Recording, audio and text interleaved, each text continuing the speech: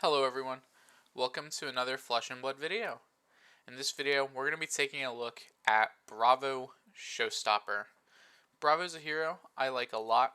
Personally, I don't play him too much, but I do think that this deck is a good baseline for anyone wanting to get into Bravo.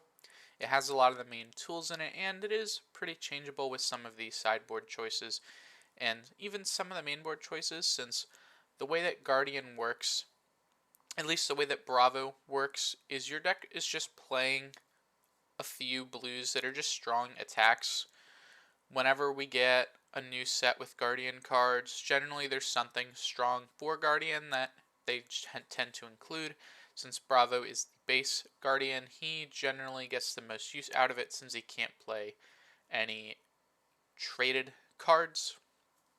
Luckily, in the next set, Bravo is getting a brand new specialization that does look pretty interesting, but we'll have to wait and see how good it is. But for now, let's take a look at my personal Bravo list, which I do think is pretty beginner friendly for anyone getting into Bravo. Before we take a look at the main deck list, let's take a look at the hero and the main equipment. Starting with the hero. Bravo Showstopper is a 4 intellect, 40 health guardian hero with the ability Action to resource. Until end of turn, your attack action cards with cost 3 or greater gain Dominate. Go again. Dominate is a mechanic that Bravo uses a lot. Even though some heroes have it, I do consider it the original Bravo mechanic, even though yes, Azalea does also have Dominate on her hero ability. Dominate is the defending hero can't defend the attack with one or more card from their hand. It just makes stuff hard to block, which really makes sense when we take a look at Bravo's deck. The main weapon we're going to be playing is the Anothos. This is a 4 power, 2-handed hammer that is a guardian weapon. It has the effect once per turn action, pay 3 resource. If you have 2 or more cards in your pitch zone with cost 3 or greater, Anothos gains plus 2 power.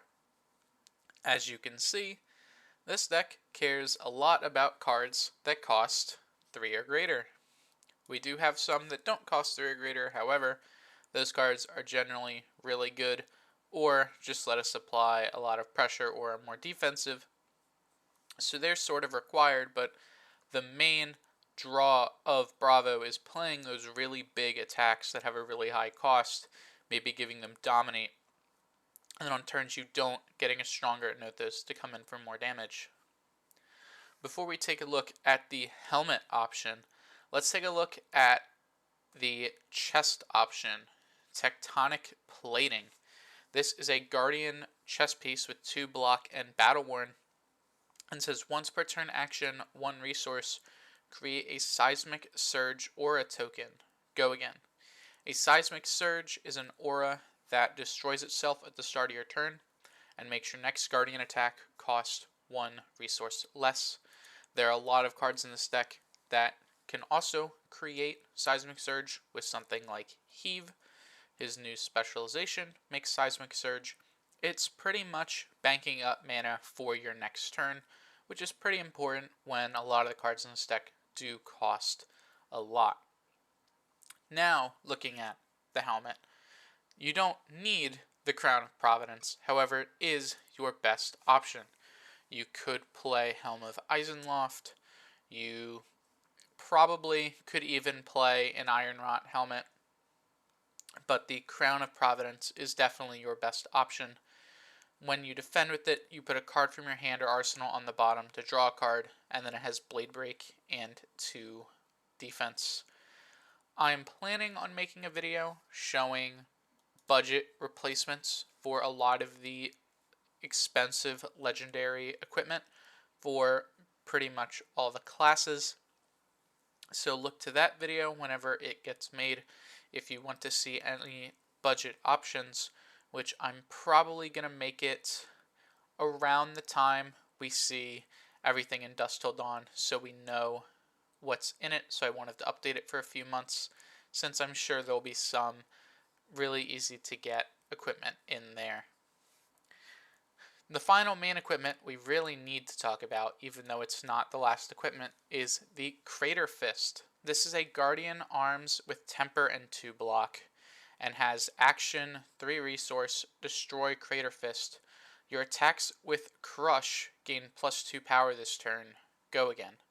Crush is a mechanic you'll see on a lot of Guardian attacks, pretty much meaning if that attack does 4 or more damage, you get a bonus effect. Giving them +2 generally isn't going to be what this card is used for, though. It's generally here because it theoretically increases your health by 3 if you block with it for 2 and then the 1. So it's mainly here because it increases your health, but it does have that use case of having that bonus damage. And then I'm not going to talk much about it, but Guardian definitely skips leg day. They don't have any good legs. That's okay for us because we do get to easily slot in Norrin boots, but since we're talking about our normal main equipment we're bringing in, Iron Rot legs are just the best option because they give us 1 extra health with the 1 armor and blade break. I think moving forward, I'm going to do my deck list a bit differently. Normally now we would take a look at the sideboarded equipment, but instead I think I'm going to be looking at them with the rest of the sideboard in the future. So now let's move on to the main deck. This deck includes 2 red and 3 blue Chokeslam, 3 Command and Conquer, 3 Crippling Crush, 3 red Vapor Scene, 2 Pulverize, 3 red and 2 blue Pummel, 3 red Sink Below, 3 Spinal Crush, 3 red Zealous Belting, 3 blue Buckling Blow, 3 Cranial Crush, 3 blue Debilitate, 3 blue Disable, 3 Imposing Visage, 3 blue Macho Grande, 3 Rouse the Ancients, 3 Showtime, 3 Terra Sunder, and 3 blue Thunderquake. If we look at this deck, you can see that there is a big absence of yellows. Even though the new specialization is a yellow, that will probably be the only yellow you will ever see in any Bravo deck ever. Because yellow Guardian cards are not really the best.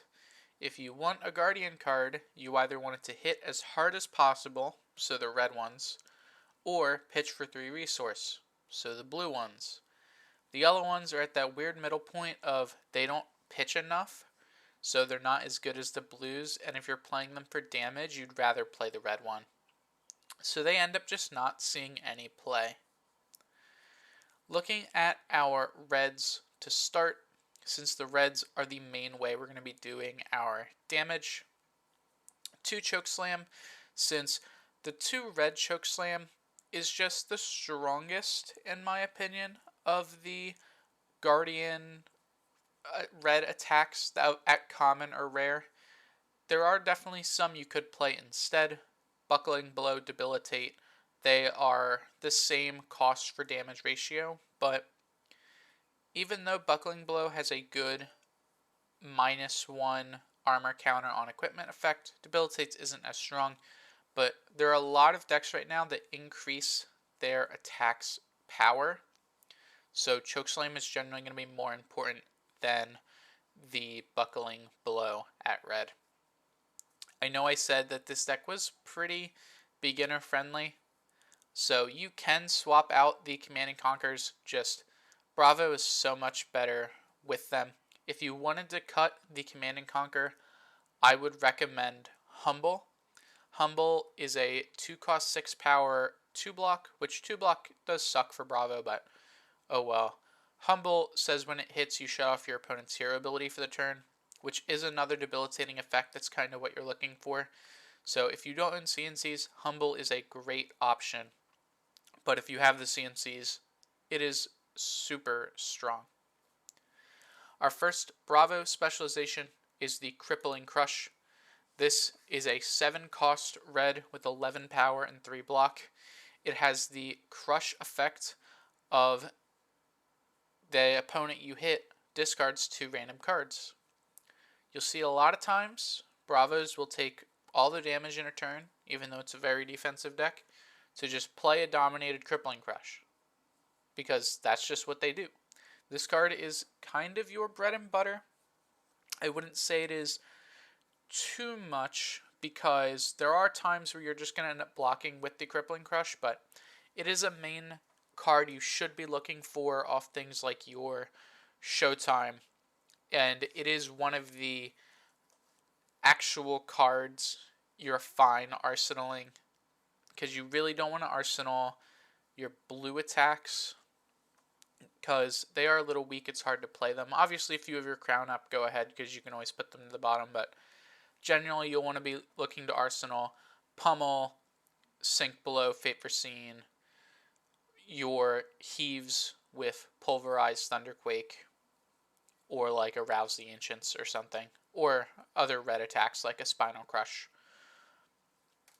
Next is the Diriax, Fate Foreseen, and Sink Below. Pretty important.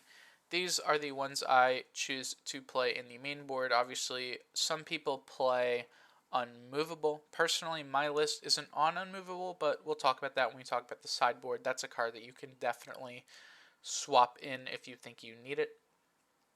To Pulverize. This card has another special Guardian mechanic called Heave. Heave pretty much says when you would arsenal this card for your arsenal phase, if it's in your hand. So pretty much if it's in your hand and you have no arsenal zone, you can put this in arsenal face up to pay 3 resources to make 3 search tokens. So you will either have to play it next turn, or you can put it away with the Crown of Providence. Mainly you will play Pulverize if you put it there, but something like Thunderquake, which we'll talk about that when we get to that, it's a blue, is the same mechanic. You'll generally put that one on the bottom with your Crown, but it's mainly here because it makes 3 Seismic Surges, so it's like you're banking 3 mana for the next turn. Next is Pummel. Pummel is a pretty important card in Bravo. Every attack in this deck can be pummeled. Makes your opponent discard a card when it hits. You can also even pummel your weapon to just get that extra damage through. It's a super important card for Bravo. I really wouldn't play a Bravo deck without it. Next is Spinal Crush. This is a 5 cost, 9 power Guardian attack with 3 block. It is a crush effect that makes all of your opponent's abilities and attacks lose and can't gain go again during their next turn. This card is super important in any aggro matchup. Spinal Crush dominated with Bravo can just shut down their whole turn, and it's super important. And even in matchups where they're not playing a ton of things with go again, this is just a 5 for 9. It's really good cost for its power, even though other 5 for 9s exist. We're not playing them because their effects aren't as strong as Spinal Crush, but 5 for 9 is just strong.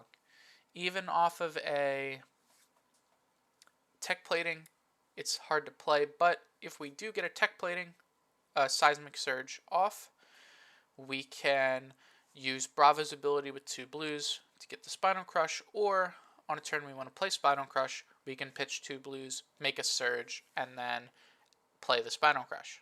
So the 5 cost is a little awkward, but it does have its like situations where it does shine pretty well, and Spinal Crush is just the best one of the 5 costs, so we're playing it, and it's a Majestic, so we can't play any of the other colors. Zealous Belting is the last red in the deck. This is a 2 cost, 5 power generic with, while there's a card in your pitch with power greater than Zealous Belting's base, it has go again. Every attack except Rouse the Ancients in this deck has higher power than Zealous Belting, so it's very easy for this to just get go again. The whole idea of this and the Rouse the Ancients, we'll talk about later, is to be able to play more than 1 attack a turn. A downside of Bravo is that he's pretty predictable. You could easily counter Bravo by just planning on blocking the 1 big attack a turn, even if sometimes it has Dominate. you have defense reactions and just trying to play the long game against Bravo, but Zealous Belting and Rouse the Ancients allow you to play more than one attack a turn, sort of mess up that defensive game plan that a lot of decks are going for. Some decks, it's very hard for them to block the Zealous Belting and the Anothos without spending their whole hand. So, Zealous Belting is a really good Bravo card, especially with how much synergy it does have with Bravo and a lot of his other attacks. Moving on to the blues, starting again at the top left, we have the 3 choke slam, since it's a good blue. A lot of the explanations are going to just be it's a good blue. If I get to one that I really need to talk about, we'll talk about it. Blue pummel, more pummels make sense. Only 2 of this because it only has 2 block. It's better to play more of the blue 3 blocks than blue 2 blocks. We do have another blue 2 block later with the Rouse the Ancients, but all of the Guardian attacks do have 3 block. Buckling Blow gives -1 on an equipment. That's fine. Cranial Crush is pretty niche, I will say, since not a lot of heroes do draw on their action phase, but it's another bigger attack that does make sense to play. So it's in the deck, and there are some heroes that do draw, like Force of Nature on Briar, or that's the only good one right now, I'm pretty sure. Oh, or 3 of a kind, actually. Never mind. This card is very good into 3 of a kind as well. If you're playing against Lexi, I forgot about that one. So, Cranial Crush, pretty good, but there are a lot of matchups. It doesn't really do much. In those matchups, it's just a 3 block blue. That's a playable attack.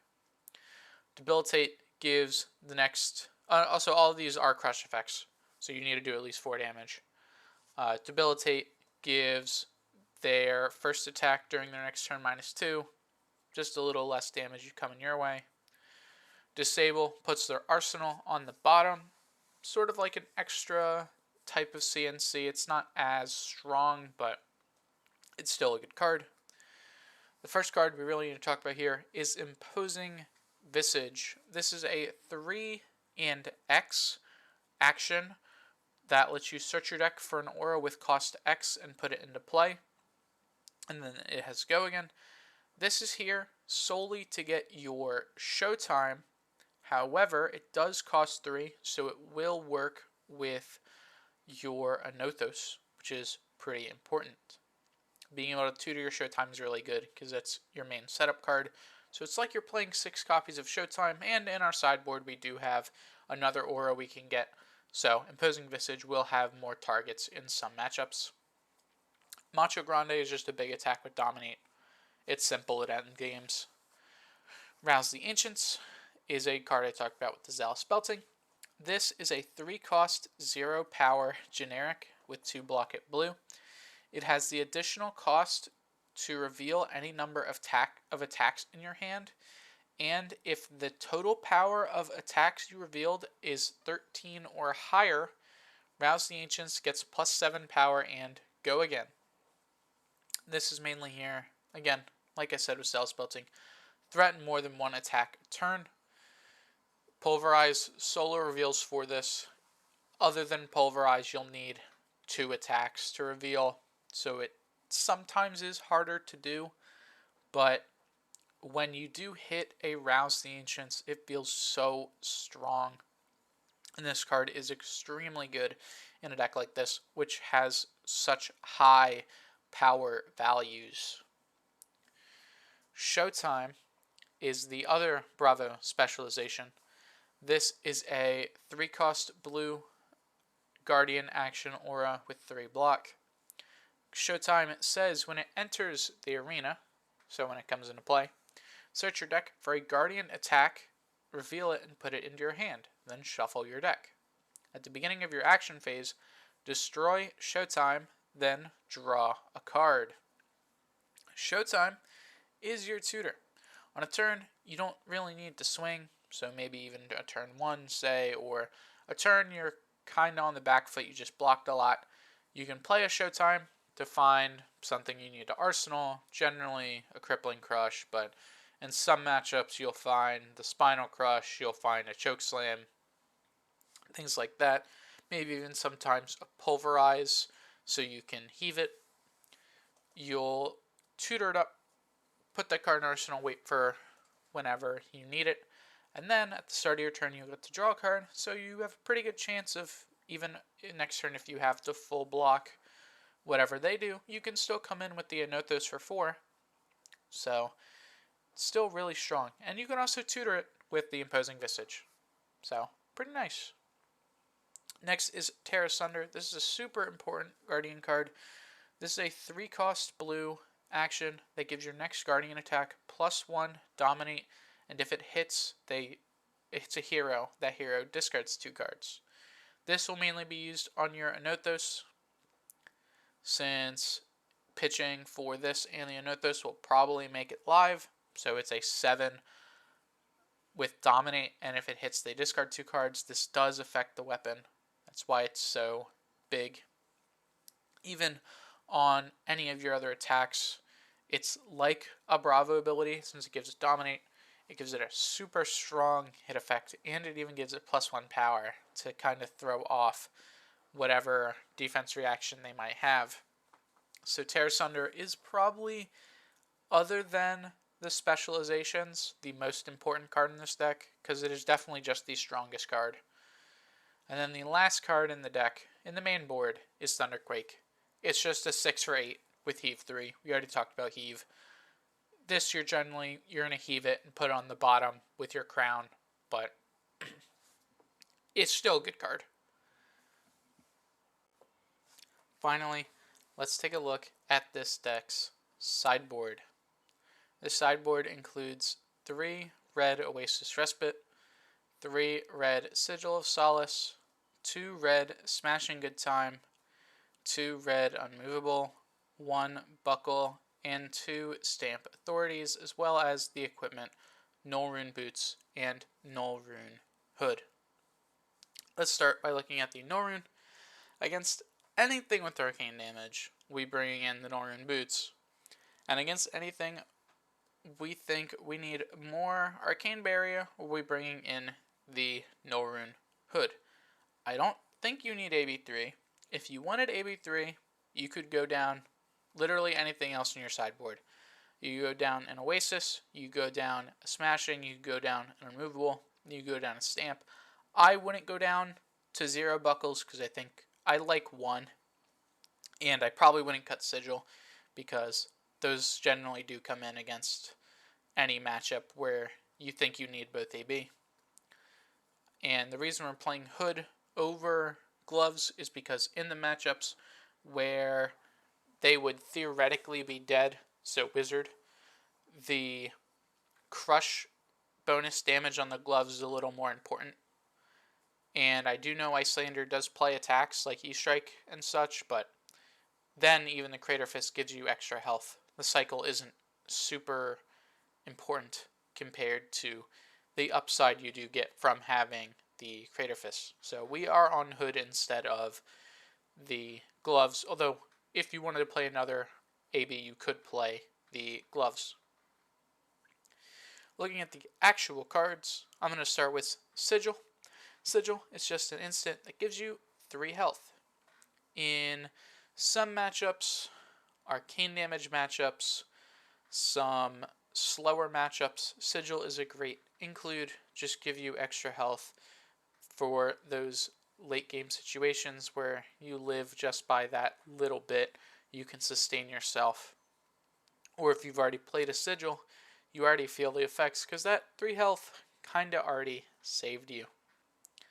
It's not in the main board since it doesn't block and it's a red, but there are times where you just put it in. This is a type of deck where a lot of these sideboard cards are just added. There aren't too many cuts. Obviously, some matchups you will cut things right, but in most situations, you'll just be adding these cards in. They're very niche situations where you're going to be cutting something out. Like, if you play against Decano, you don't need D-Reacts, you cut them.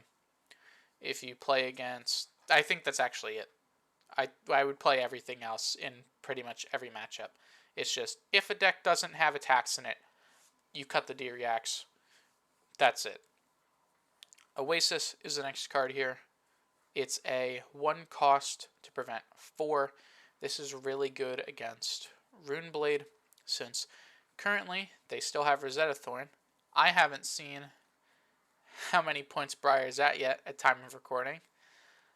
I don't think they've updated it. So we could not need this card for Runeblade anymore. If that's the case, I would consider going down 1 to 2, because I do think it's still strong against decks that have a lot of 4s, or against, even other Guardians.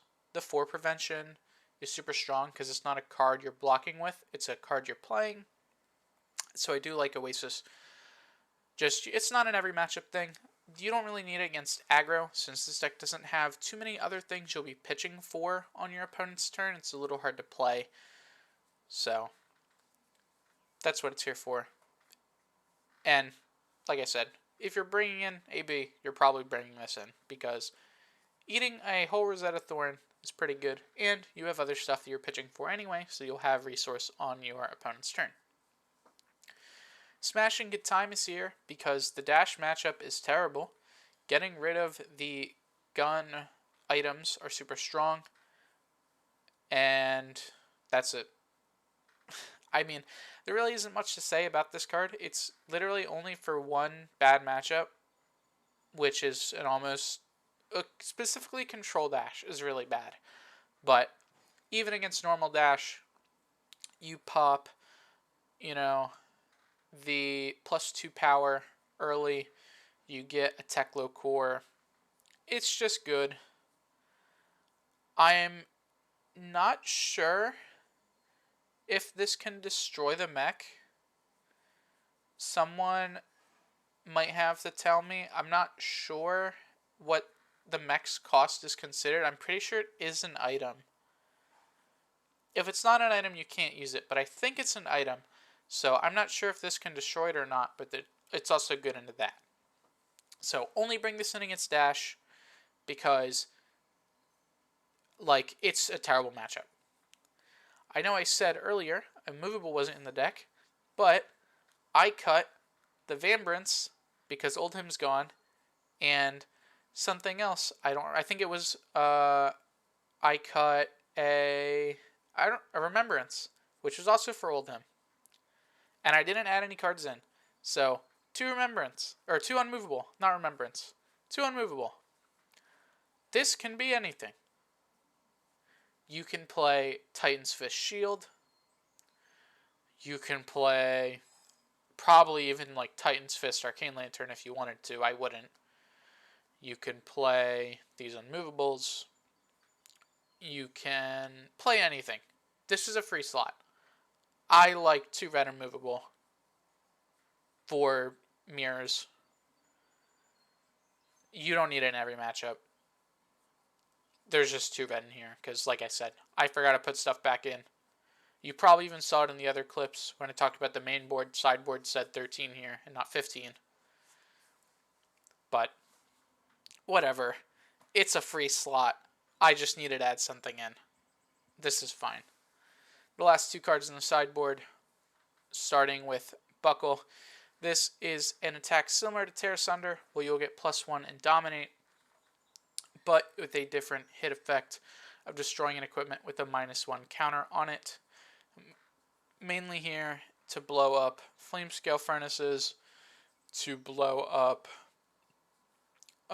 New Horizons alongside with your best friend Buckling Blow here. That's kind of the main idea with Buckle, is you'll go Buckle, Buckling Blow, which now you have Dominate. Even if they use a D-React, they're going to take some damage. They have to use a D-React, which they don't bring in. So they have to use an actual card. So they'll take 4. If they take that, you pop the New Horizon. The only other time they can block is if they use their Tunic, which you're still getting a Tunic, or if they have Perch Grapplers. Lexis aren't bringing in Perch Grapplers in a lot of situations, So normally you get their New Horizons. I've seen them start playing it more, I think. But with Oldhim going away, they'll probably cut it more. It's like a 50-50. If your Lexi matchup has Perch Grapplers, Buckle isn't the best. But if they don't have Perch Grapplers, it's super good. I'd bring it in anyway. And Lexi is the best deck right now, so this card's just strong. I wouldn't play more than one, though, since generally it could be dead. And any other deck that has a lot of equipment that you need to get rid of. Dromai, another good one. If they block with Furnace, you don't even need the Buckling Blow. You can just slap this on your Nothos, or slap it on any other big attack, and get rid of it. And the last card in the deck is Stamp Authority at 2. This card does a lot, so I'll read it here. When Stamp Authority enters play, if you have 2 or more cards in your pitch of cost 3 or greater, your hero gets +1 intellect until the end of turn. This will probably happen because you'll generally be tutoring it with the Imposing Visage. Do note, this does not have Go Again, so if you do play it, it is the last card you will play. So if you have this and 2 other cards, make sure you kind of get that effect because it's pretty big. While Stamp Authority is in play, attack action hit effects do not trigger. Do note that Crush is not a hit effect. It is a when this deals 4 damage effect. So, if you Imposing Visage this in, your Crush effects will still trigger. Remember though, Pummel will not trigger, and your Buckle and your Terra Sunders will not trigger. Those are hit effects. But it's hard to play those with the Stamp Authority in the same turn, off like an Imposing Visage, since the stamp would then cost 6. Just note that. And then finally, at the beginning of your action phase, you get rid of it. Whatever. This card is a really good play on turn 1. This card is really good into decks with a ton of hit effects. Something like Lexi has a ton of hit effects. Something like Azalea has a ton of hit effects. Anything that just has a ton of hit effects, anything in the future, Stamp is a really good bring-in, especially since the main way we're going to be getting it is by pitching 2 blues to get it with the Imposing Visage, and then we'll have a card to Arsenal, and then we have 5 intellect, so suddenly we have a 6-card hand, and then next turn we get our insane 6-card hand that's probably mostly blues, because that's the best draws we could get. We can make a Seismic Surge, play a Pump, activate Bravo, swing with something big, or even block a bit and then still have a strong turn. So, Stamp isn't an every matchup card, but I do think it is really strong.